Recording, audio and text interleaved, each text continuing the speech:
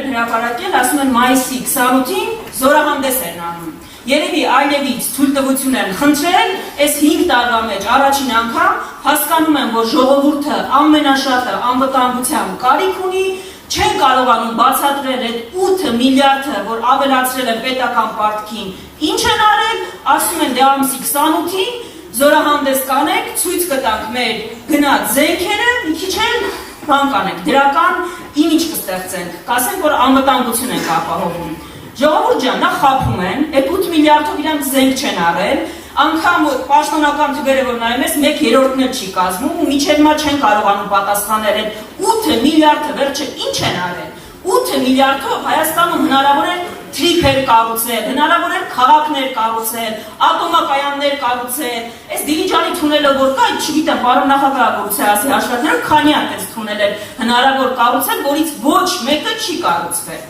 Բայց ամենակարևորը հիշում եք ձեզ 2018-ին էլ սուերը ցույց տվեցին։ Շատ տպավորիչ էր։ Այդ սուերը մեր երկնքում ամենատպավորիչ կադրերից մեկն էր, բայց ինչ պարզվեց։ Պարզվեց դա մեր պատմության եւ մարդկության պատմության է ամենաթանկարժեք սելֆիներ։ Այդքան գումար տվել էին, որ սելֆի անեն այդ ինքնաթիռների ֆոնին։ Այդ ինքնաթիռները մեզ անվտանգության հարցում օգնեցին։ Մենք կարողացանք իրենց օգտագործել։ Հիմա ինչ երաշխիք ունեն, որ այն զենքը, այն մեքենաները կլինի, որ անցնելու է հրապարակով, դա օգտագործելու ենք, թե սուերի ճակատագրին են արժանանալու։ Մեկը, որ 100 անգամ մեզ խաբել է, 101-րդ անգամ կարանք իրան վստահենք։ Բայց այստեղ մի հատ շատ կարևոր հանգամանք կա։ Ժողովուրդ ջան, եթե Նիկոլ Փաշինյանը գնի աշխարհի բոլոր զենքերը, եթե Նիկոլ Փաշինյանին վստահեն ՆԱՏՕ-ի, Չինաստանի, Ռուսաստանի, Միացյալ Բանակների ղեկավարությունը, Նիկոլ Փաշինյանը մեգա պարտվելու է։ Ինքը ուրիշ բան չի պատկերացնում, ինչ կարելի է անել։ Չի պատկերացնում, որ կարելի է հաղթել, կազմակերպվել,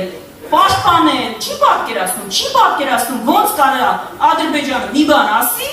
ինքը չանի։ Դրա համար մեզ ՆԱՏՕ-ի բանակներ լինի, չի փրկելու, եթե ղեկավարը Նիկոլ Փաշինյանն է, ղեկավարին պիտի փոխենք, որ անգամ բաց զենքերով են, եթե այդպիսին է վիճակը, կարողանանք պաշտպանել երկիրը, որը արել ենք։ Դրա համար փոխենք ղեկավարին, որ պաշտպանենք երկիրը։ Եվ մի բան էլ անդրադառնամ, գիտեք, ամենաշատ մեզ տրվող հարցը ամբողջ օրերին, երբ տեսնում եք հարցնում եք լավ մի բան փոխվելու է, մի բան կփոխվի,